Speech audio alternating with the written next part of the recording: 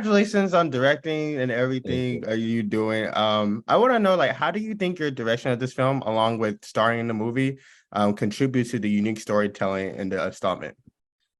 How do I think it contributed? Well, it's a lot of me. I guess that's the that's the short answer. Yeah, I mean, everything is really filtered through the eyes of the director. So, uh, contributed. I contributed 4 years of my life crafting the story, and 3 years crafting it, 1 year doing production and post production. So I contributed quite a bit. My family will say the same thing.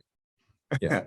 I know like you're directing now. Let's just say like you had to go back in time and like you got forced to go back in time and you had to direct one of your previous films. Which film would you want to direct? Ooh, what would I want to direct? I don't know. What would I want to direct? Um, um, you know what I would want to direct? I would go back, and it's nothing against our fearless writer and director, Craig Zoller, on Bone Tomahawk, but I would want to direct it because I would fight for more days. We didn't have enough days to shoot the film. And the film's awesome, but it could have been so much better if we had more days. So I would go back as the director and fight for more days. Okay, I like that. I know there's been so many horror stars and like throughout the years. If you could like pick one of the horror stars like ever to join the Insidious franchise, who would you want to join? Oh, to join the Insidious franchise? That's interesting. I don't know. I don't associate other people with our franchise. Who would join me in the franchise? God, I mean, oh boy, that's a big one. I don't know off the top of my head. It's funny. It's going to be a random one, but I'm a massive fan of Jaws, and I did a movie a couple days with Richard Dreyfuss, who I loved. So maybe for the Jaws fan in me, I would recruit Richard Dreyfuss. There you go. Okay, I like that. I like that. I know like many in my generation view you as like the king of horror.